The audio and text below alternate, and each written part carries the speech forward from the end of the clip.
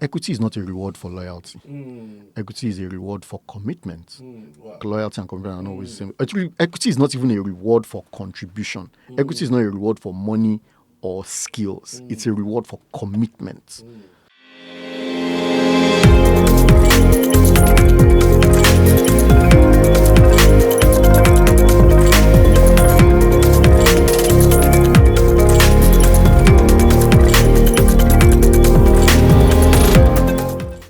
Hi there, welcome to another episode of the African Business Showcase, brought to you by Showcase Africa TV. And at Showcase Africa TV, we're all about showcasing the beauties and the bounties in Africa. We want to expose you to several opportunities that exist in Africa. We believe that Africa is the last frontier, and we expect Africans to be able to benefit from the opportunity that exists. And today we're happy, we're excited to have Mr. Akinde Idowu with us at the studio. He's the CEO of Impact Hub Nigeria. But before we jump in, I'd like to, you guys, you need to do something for me, please. You need to follow us across all social media platforms displayed on your screen.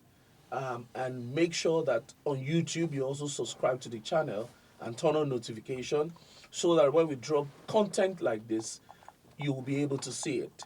So let's get straight into it. Mr. Akide, thank you for joining, and I really want to appreciate you for coming. The timeline was pretty short, but I know you have to squeeze things around. In fact, we have to quickly juggle these around and get out of this studio, right?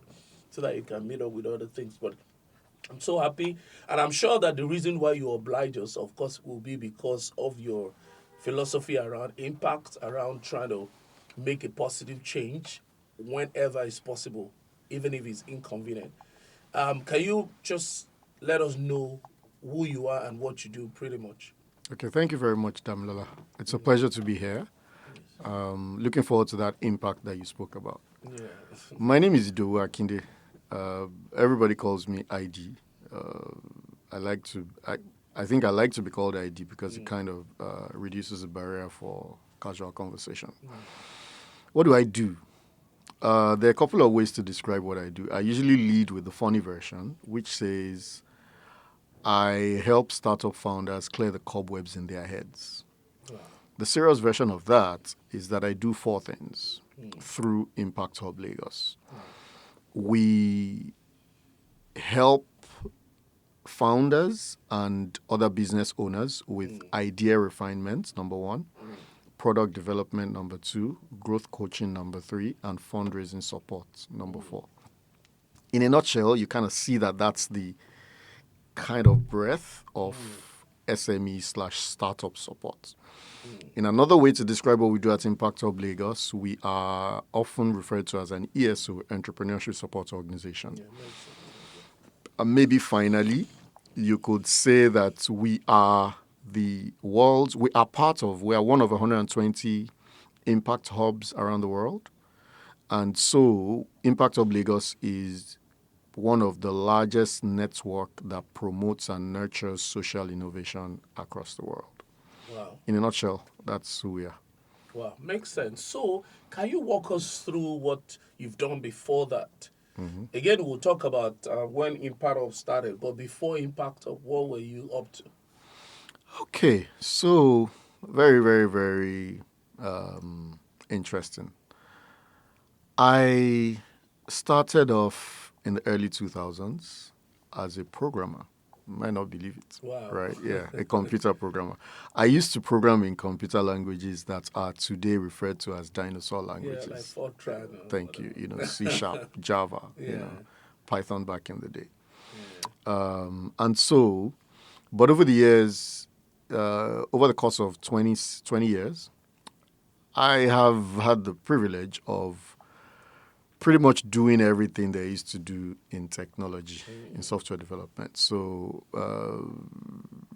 individual contribution, leading teams of teams, being responsible revenue-wise and management-wise 4 software development teams, which is programmers and non-programmers that together create software. And then eventually I became a technology coach.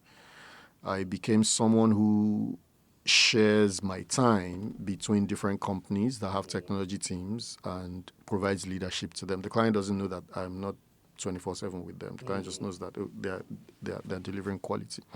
From there, I stumbled on startup support.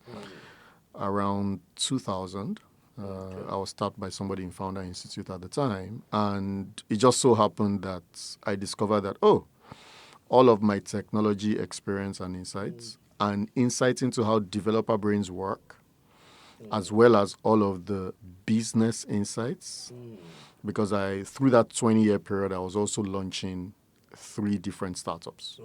So knowing how developer brains work and knowing how business brains work, aka how business people's brains work, was incredibly useful to me in supporting those startups. So in a very short space of time, I discovered that I had offered advisory support through sometimes one-on-one coaching, sometimes one-on-one mentoring, to over 3,000 founders in 4 continents, 19 countries, 23 cities.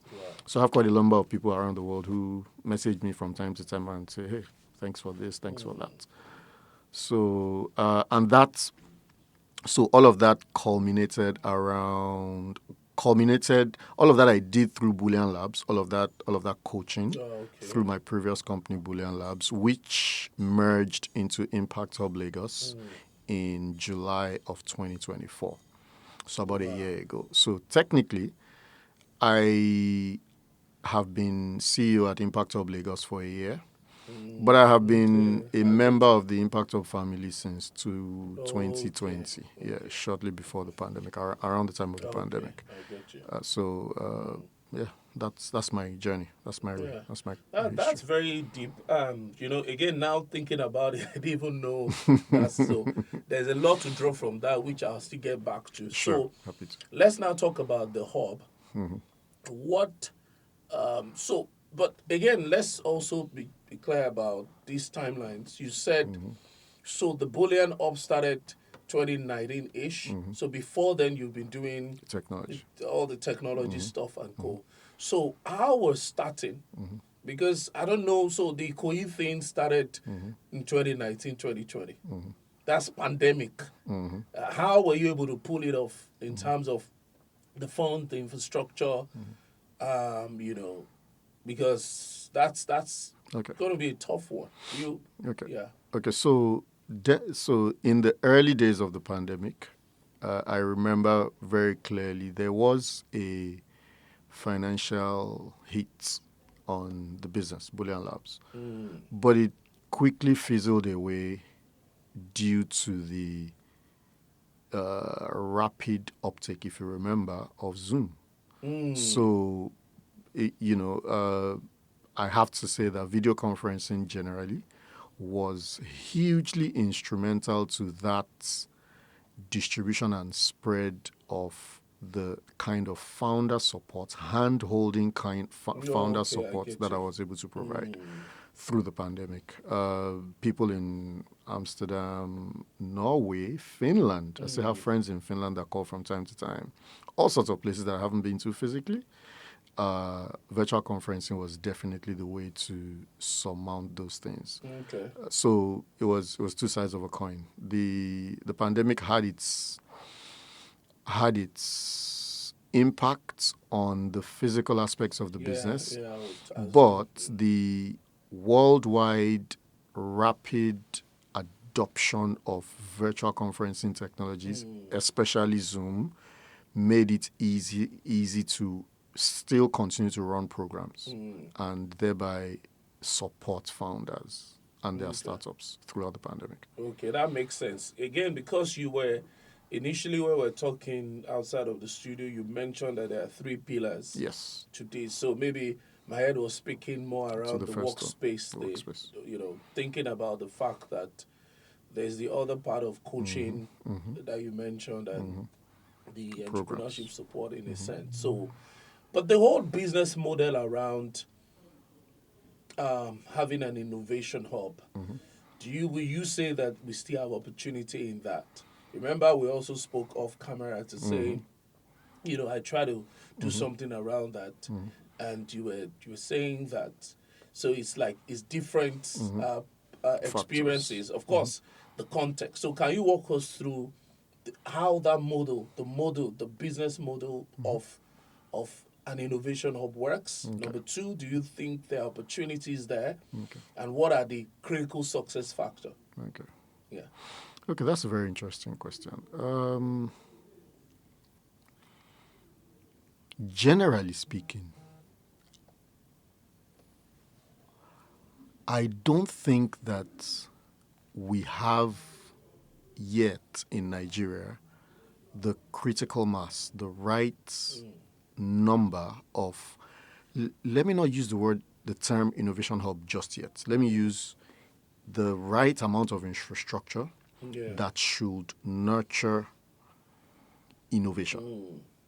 Let's keep it wide for now until we then narrow in and talk about innovation hubs as one channel of nurturing innovation. I think that one of the problems that we haven't quite attacked head on as a country, Nigeria, is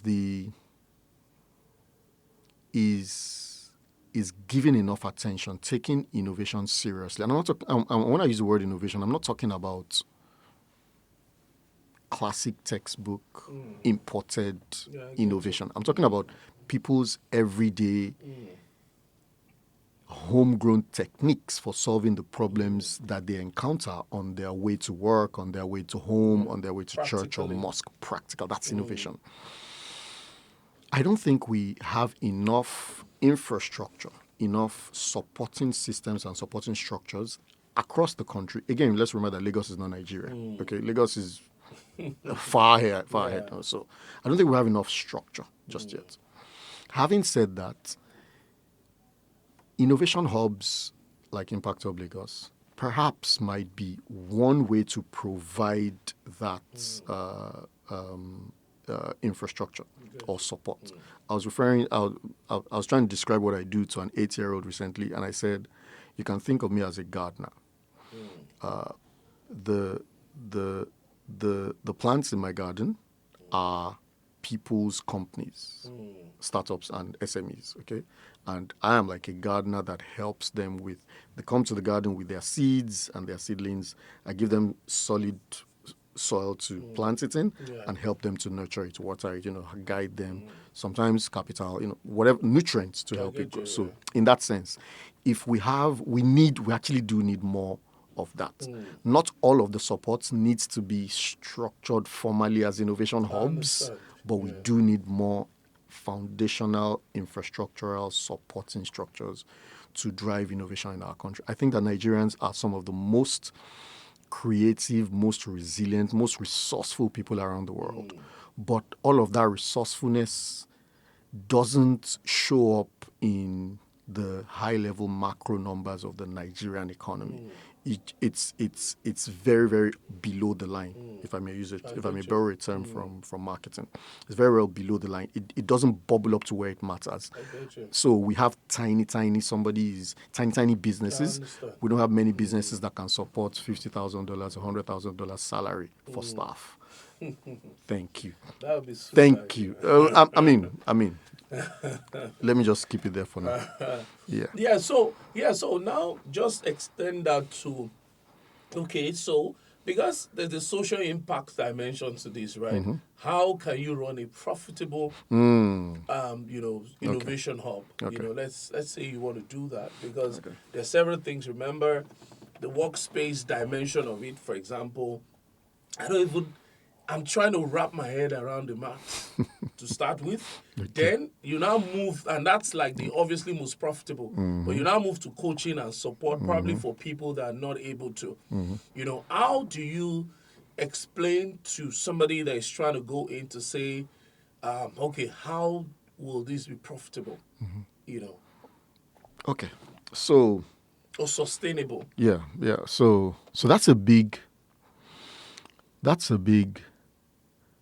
question in the field of social entrepreneurship, social impact, where we work in the impact space. There are a couple of dimensions. One is you find in this type of work that the technical problems that people are facing with building their businesses, hub owners inclusive, when you spend enough time helping them walk through those problems in order to find a solution, you find that majority of those problems have their roots in the psychology of the founder. Maybe someone has some events or some background that helps them, that gives them a psychological negative bias toward charging fees. So many times in those one-on-one founder sessions many of them that I've had with many founders, some of those sessions we start out talking about, I'm not making profit, but we usually end up on, is it because of the way you speak, or is it because of the way you frame the value proposition to the customer? And then they have to go and unpack that, because I'm not a shrink. They have to come and go and unpack that. So where I'm going is two things. One, people join the Impact Hub Lagos network. Businesses join our network. And then they discover that the expectation that, Impact Hub Lagos will give you grants 1, grant 2, grant 3, and the unconscious expectation that you build your business for the next 15 years on grant after grant after grant. We quickly shatter that opinion. Let me explain how we shatter it. We quickly help you quickly understand that you see that rigor that people put for-profit enterprises through, for-profit founders, for-profit startups. We force them to do a business model canvas, answer questions around who is your customer, why would this customer leave what they are doing and come and pay you their hard-earned money that they could have spent on something else for this service? What exactly is the pain point that you're solving? What are the cost elements? Hard questions. By the time we start to ask impacts founders and social venture founders these same questions, they suddenly discover that I didn't sign up for this rigor. I thought that Impact Hub Lagos is a grant awarding institution. But what that does is that after a few months, they suddenly discover that rigor is good for them, because building businesses operates universally on the same set of universal principles. What we have seen that has happened with a few social impact ventures is that they have now suddenly become alive and aware to the opportunities. Without your rigor, I wouldn't have discovered that MacArthur Foundation has an annual allocation for persons with disabilities. I wouldn't have discovered that MasterCard Foundation has an annual... for avenues for revenue. But when you understand that business is value exchange, it may not be revenue from customers. It may be sponsorship by X Foundation, Y Foundation, Z Foundation. Then they see value and they come back and say, thank you for the rigor. So I've gone around a little bit, but I've touched on the importance of helping people who see themselves as building social impact ventures to realize that there is no escape for that rigor. You must do that work. That profit you orientation. must think about that profit orientation. You just apply it differently. And instead of asking the direct beneficiaries of your impact venture to pay, apply that rigor to finding somebody else who is happy to pay on their behalf in order to meet their own CSR or sustainability goals while they are getting the quote-unquote enhancements in employability skills for persons with disabilities or entrepreneurship skills for people that didn't have entrepreneurship skills before. Whatever the KPIs are, all three parties, because of the rigor, get value. And that leads me to something interesting now to say, and I've shared this with some of my people before. In South Africa, they actually have something specific where 3% of their revenue, of their profit, I can't remember which one is, must go into helping the social, Okay. the local Okay. businesses, the small businesses. Okay. It's statutory. Okay. So there are now organizations that focuses on that Thank to you. say we're matching SMEs with Thank you. corporate. Thank Now, you. if they don't meet the 3% quota, they are going to be penalized.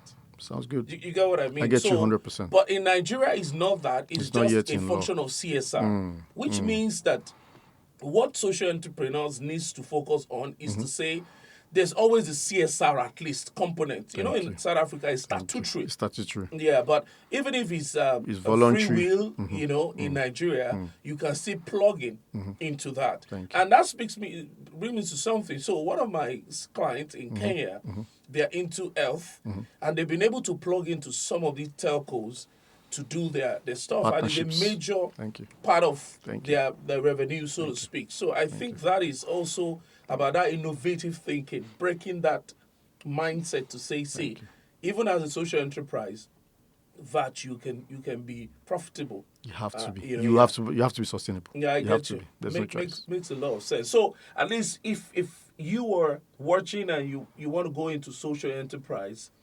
you know, social entrepreneurship, and you want to make that impact without necessarily being, you know, going through the capitalist route. That is really showing where the potentials and the we go. opportunities are. That's very good, very profound. Now, let's zoom in into how the economy, the extended economy affects the business. Can you walk us through some of the challenges that you've had running this? Okay.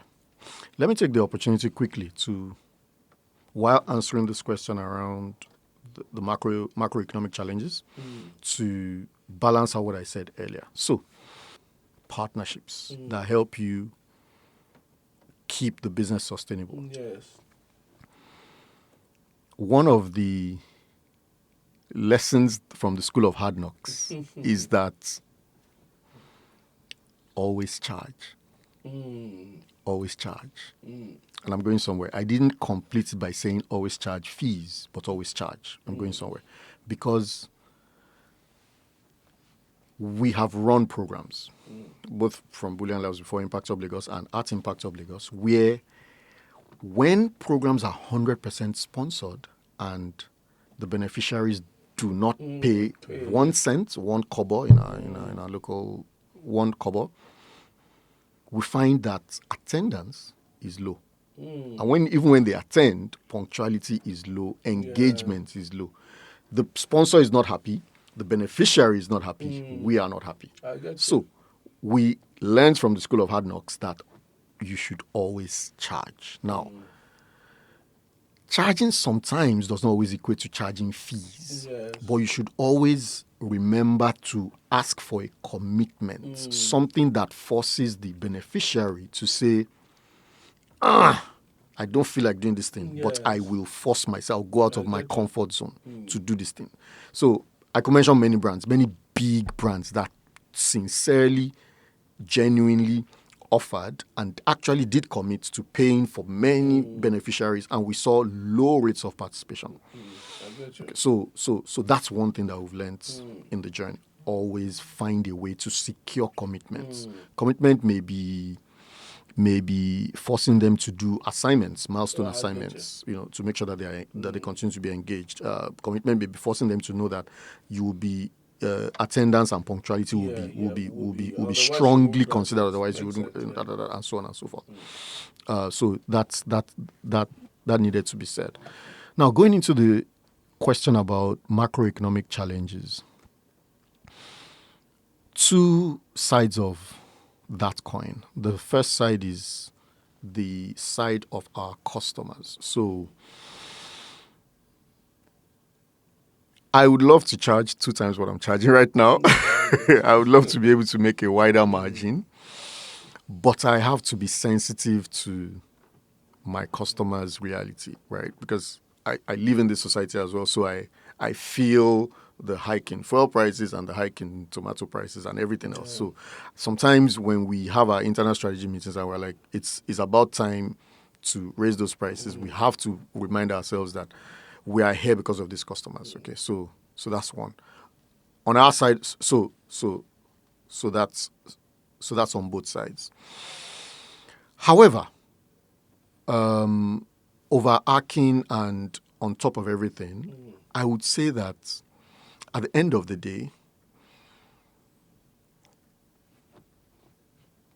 understanding what the pain points are and being in love with your customer to the extent that you understand where their pain points are gives anybody, including us, Impact Hub Lagos, a strategic advantage to know where the profit points are.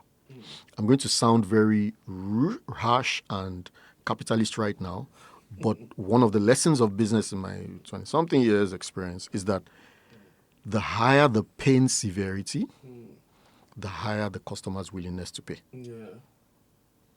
It's a simple fact of life, right? So I always tell my founders that, dear founder, forget about the competition. In your world, you should be so obsessed. I should be able to tap you from sleep and you give me a quick mental rundown of the attributes and characteristics of your customer to the extent that that obsession with the customer drowns out the vision or the existence of any competitor to you. You know why? Because customers can sense when a business likes them. Customers can sense, they can sniff. It's not something that you can express in words, but customers can tell when a business is only out to collect their money or a competitor business is really, really, really cares about the problem that they are going through and wants to help them solve it. So sometimes some businesses have changed terminology and stopped calling their sales department sales. They started calling it partnership. Yeah. But all of this at the end of the day is to say that we are committed to helping our customers get the best of the kind of nurture and support that they need to build their businesses. That's, I have to say, that is really our strong points. There are a lot of people who do what we do, quote unquote, in that sense. But my job is to obsess about my customers to the level that despite whatever the macroeconomic challenges, they always find a reason to come back to Impact Hub Lagos wherever they see the brand. When if I have that, I can go to bed every night regardless of what the macroeconomic challenges are. Yeah, by the way, then you alluded to the fact that at least for the co-work space, you are fully sold out. As a matter of fact, I think you guys are in the middle of an expansion. Yes, yes. So thank you very much. Mentioning building 3. That's madness, bro. Yes. So we are currently so let me take the opportunity to describe the layers of the cake that we described off camera earlier. All 120 something impact hubs around the world have the same playbook. We call it the ICE. Yes. And think of it as 3 layers of a cake. Okay. The bottom layer is workspaces, inspiring workspaces. And that's pretty obvious. The second layer on top of that is communities, ICE. Communities, but that's vibrant communities. So if you think about it, if you bring people together to work in the same physical space for the same day after day, you've accidentally created a community. But the second layer is where you take that accidental community and you make it deliberately nurtured through events, programs, and stuff. No, not just programs. We'll come back to programs later, but events, nurture the community, newsletters, keep them engaged. And then the third is enablement programs, ICE, Inspire, Connect, Enable, enablement programs. Now, enablement programs, you can split it into 2. On one side, impact programs. Right now, we're doing something for MasterCard Foundation where we're helping them equip persons with disabilities with entrepreneurship and employment skills. We're currently in year 2 of that program, and we're proud to say that one of the beneficiaries, one of the students in year 1 is now a facilitator in year 2. Wow. So she's a person with disability, but she went through the program and she felt she got so much value from the program that she's now one of the people teaching the next generation. So half of that top layer is impact programs. The other half is entrepreneurship support. So like I mentioned earlier, fundraising support, growth coaching, product development, and founder idea refinement. So that's pretty much how that works. Having done that, on the space element, I don't want to say that we are sold out because because I don't want people not to come. Yeah, I But get you. we have a wait list. So from month to month, we take new orders. So we have a wait list right now. Yeah. And then we are currently expanding capacity at the hub location in Ikoyi. We're on Glover Road. Yeah. We're currently expanding capacity. So by early next year, we will have a brand new building with much more space. So all the people on the wait list right now Waitlist, yeah, will be have able a to space, go and then in. That's we'll be interesting. taking new So I think customers. maybe I need to rejig that my idea. No, sure. Quite frankly, sure. I'm serious because for my property expression, I've been looking for how to move it around in terms of Looking forward to that. before we do majorly land banking and Okay. all of that. Okay. I'm looking at housing, but I'm looking at the pros and cons. I'm just looking within the value chain of real estate. Of course, I would not probably do by default, those other two layers will come, but my primary Is the whatever space is a rework conversion. kind of thing, right? That's fine. That's fine. And but again, that's interesting because I've since given up on that, and that also speaks to getting the right. Maybe if I'd spoken to you Earlier. because I didn't even have anybody I could speak to. Yeah. The best I could do is to go to some workspaces to see how they're doing. That will not give an inner working. And one of the things you touch, which again, that will be our secret, on a major factor in terms of even within city, there are areas that work and areas that will naturally Yes, work, and yes, areas that you might yes, struggle a bit yes, to make it work. yes. But how's Location. Ibadan doing? Okay, so Ibadan is still new. Thank you for giving me an opportunity to mention that. So one of the things I'm proud about, and I'm still in dreamland about, is the fact that 4 weeks ago we got our license to launch Impact Hub Ibadan. So Wow, that's good. we're on a Okay, journey. so Abuja was. Well, so Abuja is not under our umbrella, but it's part of the family. Okay, I get you. But Makes it's part sense, of the yeah. family. So we're on a journey to have 10 hubs, to launch 9 new hubs in 5 years, starting February this year. And we've already clocked number Bro, one. where So now they get money now? Let's talk now. we're fingers crossed, and we are praying very hard, very, very hard. So looking forward to that. I don't want to spill the names of the candidates that we're working on yet. When we get the license, then I'll come back and talk about them. But yeah.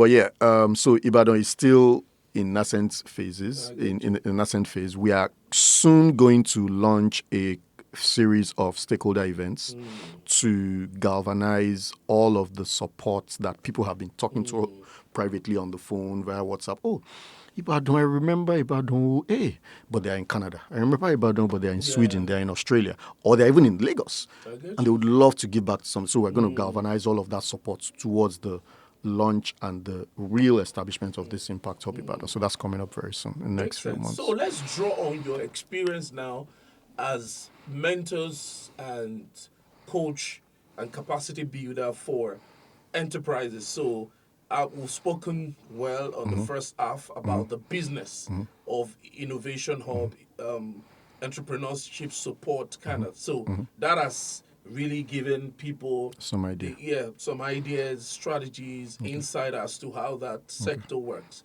But I would like to draw on your experience now mentoring startups to say Looking forward to it. what are the startup hiccups, right?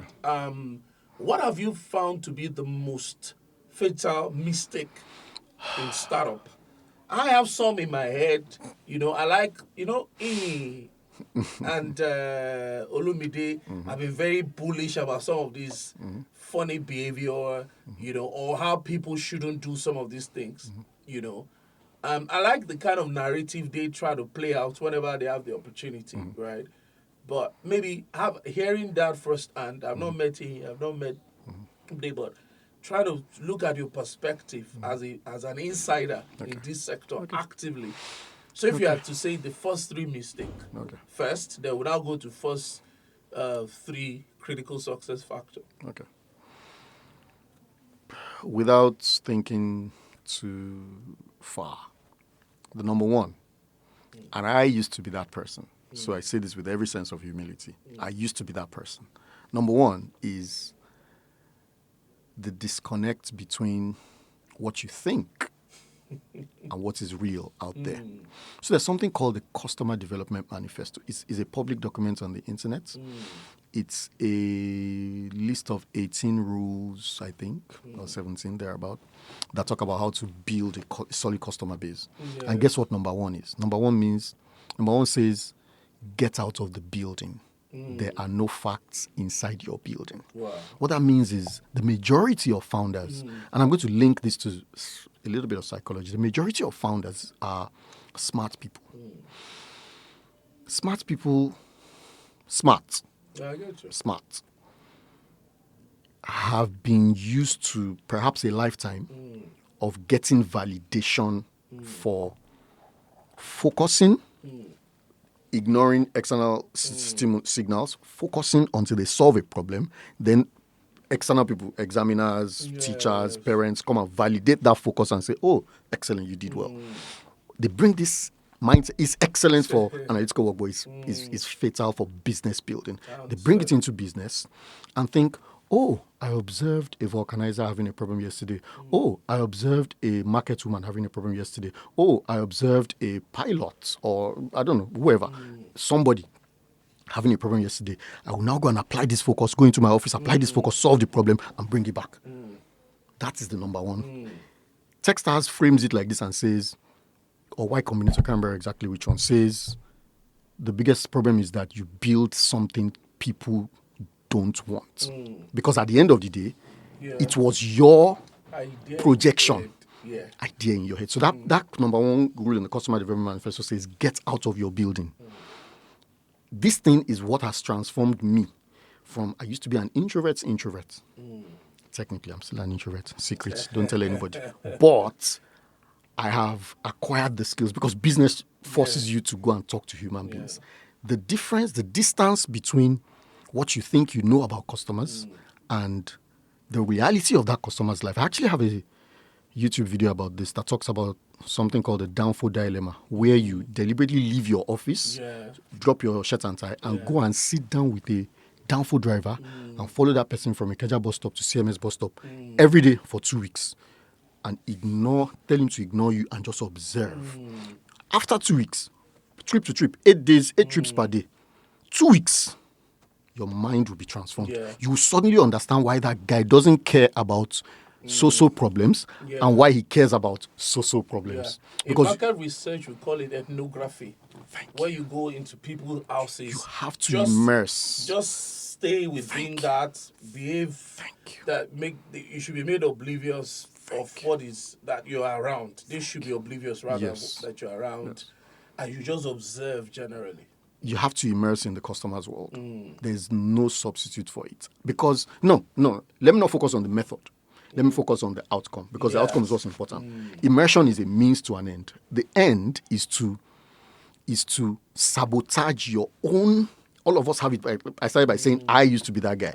You have to sabotage your own tendency to project what somebody else is feeling. Many times we're like, why is this person still having this problem? Because you think you know that person's solution. Go and leave that person. Go and live that vulcanizer's life for 2 years. Then you understand why he doesn't care about digital payments. Then you understand. You finally. I had a one-on-one mentoring session with 2 ladies. Beautiful English sounding. They sounded like they just came back from one of these fantastic schools in UK or something. It was a Zoom call, and they were trying to build something for the NURTW. And we talked about sales. And in the middle of the conversation, I don't even know why I didn't catch it earlier. It just only occurred to me. I was like, excuse me, who has been going to Ojota Park to sell? Do you have somebody that sells for you? Or is it the 2 of you? 2 of you that are speaking to Fune to me on this call. Is it the same Fune you used to talk to people in Ojota? Nobody will buy from you now. You can't go with this. Once they see you at the gate, you know what they call want to pay water bottle one day. You know the meaning of that. You know the surface meaning, and you know the hidden and the underlying. Want to pay water bottle? Come on. I want Ajebo want to do. I beg. They will just mentally move you to one side. So at the end of that session, we ended up with a strategy to say, guys, the 2 of you find fantastic for the Techstars and the CNN and the Channels TV interview, but the 2 of you need to go and recruit one of those Agberos in that Ojota Park. get him to wholly understand your mission, your purpose, then send that guy back into the park to go and recruit customers for you. Makes sense. That's what we did. So I don't know if I have number 2 and number 3, but for me, if people focus on that, they will solve 80%. So it's about that. Many times, we call it product market fit. 100%. Thank you Yeah. very much. Thank you very much. Because once you don't get that, there's something that is called iron law of the market. The market will eventually find you out and flog you. The market is the greatest corrector. It's the greatest leveler. You'll be flogged. Yes. On a grand scale. Yes. You chop your beating. So in terms of mistake, of course, I think mistake means that if you do the opposite, then you have success. So Sometimes we can just match those two together. So let's just go to number 2. Okay. In terms of, so by default, if you pick mistake or critical success factor, it will answer for the other. Okay. Okay. So technically, what you're saying is, on the other side, if you pay attention, if you don't make the mistake, definitely by doing the right things, you don't make the mistake. You cancel out 80% probability. Yes. Okay, that's well taken.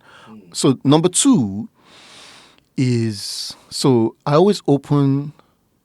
We have a 10-day boot camp coaching program for founders, and day 1 is customer validation, day 2 is problem validation, day 3 is solution validation, day 4 is team validation. I always open day 4 by saying, everybody knows that the number 1 killer of businesses is lack of empathy for the customer, or lack of understanding exactly what the customer's problem is. Number 2 is the first runner up in the list of first runner up, closely chasing that number 1, is team misfit, co-founder conflict, and team misfit. People hugely underestimate it. There's another story I use, because stories are very powerful. A story of the chicken and the pig. Perhaps another time we'll spend time analyzing that story. But essentially, it shows the difference between. It helps founders visualize what they are doing when they unconsciously say, this guy is my friend, I'll give him 10% of my company. This guy is my brother, I'll give him 10% of my company. Equity is not a reward for loyalty. Equity is a reward for commitment. Wow. Loyalty and commitment are not always the same. Actually, equity is not even a reward for contribution. Equity is not a reward for money or skills. It's a reward for commitment. And there's a couple of, again, if we had time to talk about the story. So usually, finding the right team or teammates to go with you on this highly risky, highly stressful journey called being a founder is the second obstacle that trips a lot of founders, in my opinion. So the first is building what you think people want, but in reality they don't care about.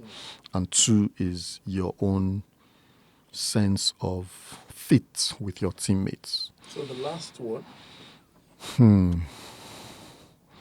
The third would probably be market dynamics. So I usually say, let me put it like this. There are 3 main domains of startup success. First is the customer domain / problem domain. Second is the solution / team domain. And we've kind of addressed those. The third is the market. So it's if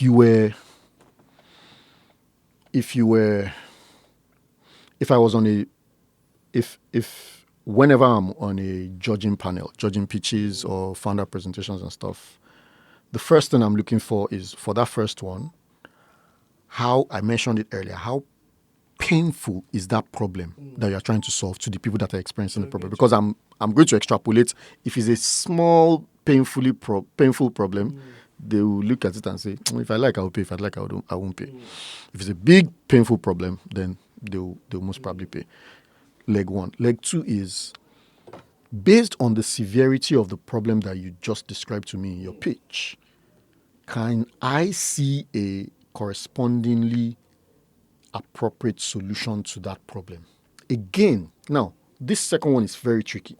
I'm coming. I'll get to that third one. The second one is very tricky in the sense that because we are, well, again, for smart people, there's a tendency, and I used to be that guy, there's a tendency to fall in love with the solution that you design. Again, the same way you could not trust your own personal opinion of the problem, you technically cannot trust your own personal opinion of the solution. You have to co-build the solution with them. Iteration is the word. So you start with something, take it to them, show them. Prototypes, Figmas are all over the place now. So you take it back to them and co-build with them until you land on the final iteration of the solution that the customer is like, Jesus, Damilola, where have you been all my life? Where have you been? If I had seen this thing you are showing me now 6 months ago, I wouldn't have lost 300 million naira.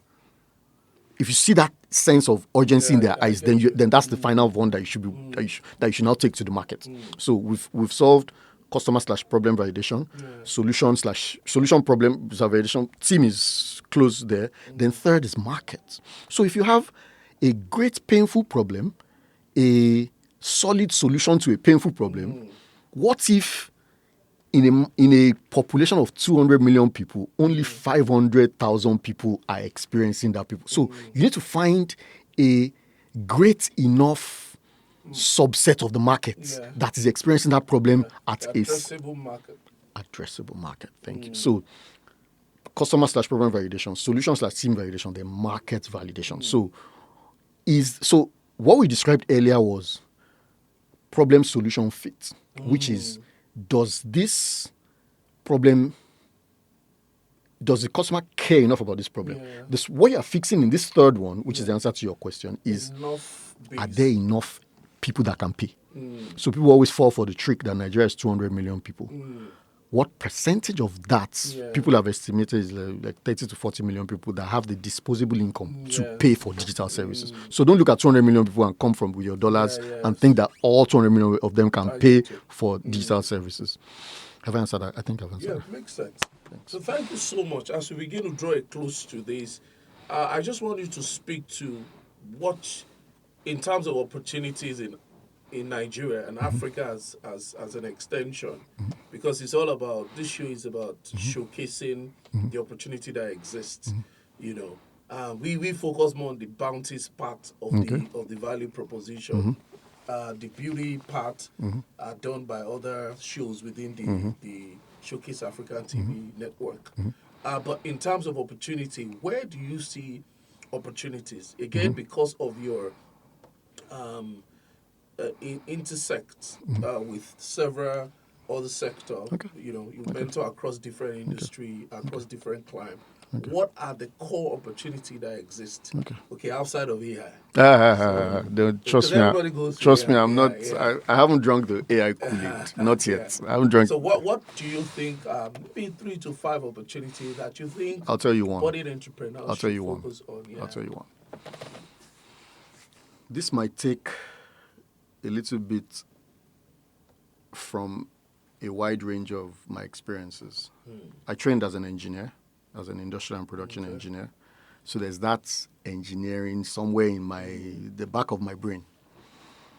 If you think about the architecture of any society, there is no society or civilization in human history that has advanced or advanced significantly without solving energy.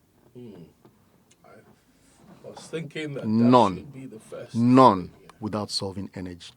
So my colleagues in the industry have started to give me the eye. You've come again, because I've started to preach this gospel that the attention that we gave fintech in the last, and I understand fintech. Fintech is payments. No matter your type of business, whether you're oil and gas, whether you're mom and shop, supermarkets, whether you are barber, you must make payments and receive payments. So fintech, technically, if you think about the architecture, fintech is like an operating system. So the operating system exists, then you put it's fundamental. Then you put apps on top of it. So if you think about the architecture of societies, I think that energy deserves a place near the bottom because it powers everything. Yes. Now I get even look at AI. You need torrents of energy. to power it crazily. Thank you. So the attention, I have been advocating, I've been preaching this gospel that the attention we give to fintech, which has produced these unicorns, we need to give that attention to energy. Makes sense. Makes sense. So that's my next big opportunity. In fact, intuitively, that was what I was thinking. But That's the next I big. was It's just all, trying it's all to around preempt us. what you were going Guess to say, what? like- Guess what?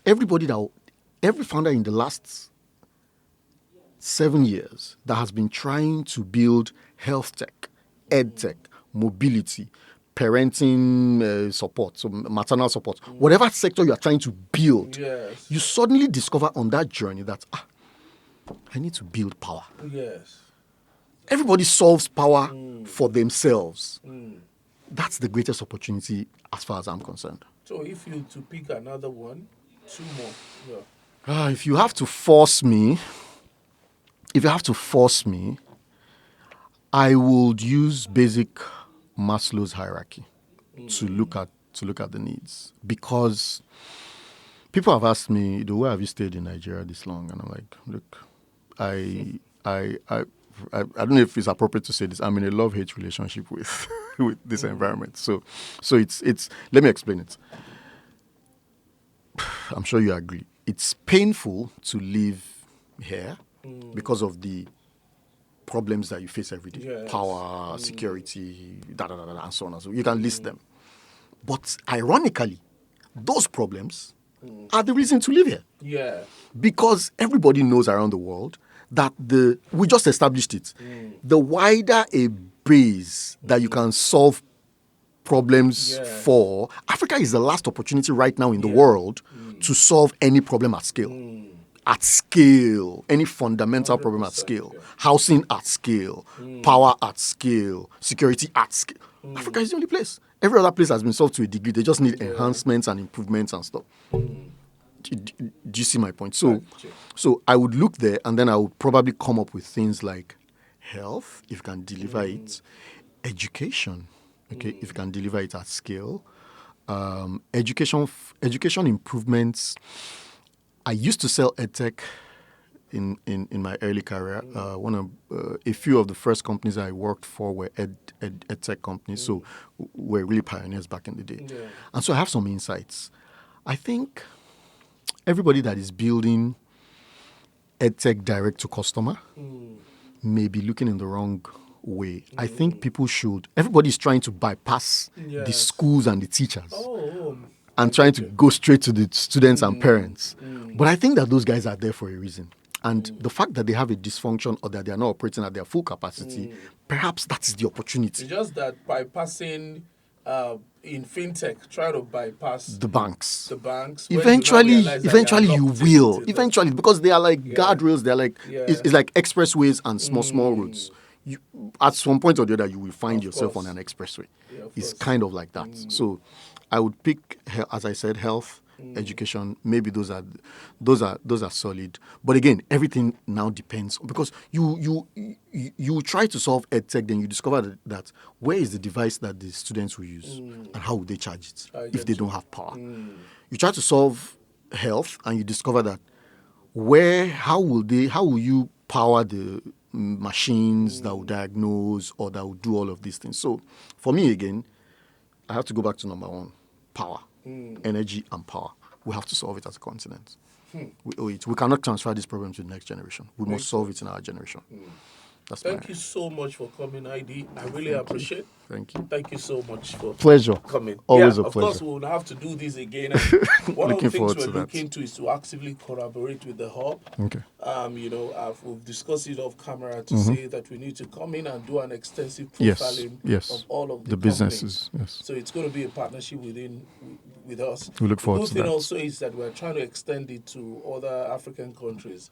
The first couple of episodes of this show particularly was recorded in South Africa. We're doing Nigeria now. Next month we're doing Nairobi, and subsequently we'll do several other African countries. So we want to see that cross-pollination of idea, collaboration, partnership. Thank you. And I believe that we have a lot of things that we need to do together. Thank you so much for coming. Thank you for having me. Guys, thanks for joining us on this episode of African Business Showcase, powered by Showcase Africa TV. Please follow us across all social media platforms. Subscribe to our YouTube channel and turn on notifications so that when we drop new content, you can be the part of the first people that will see it.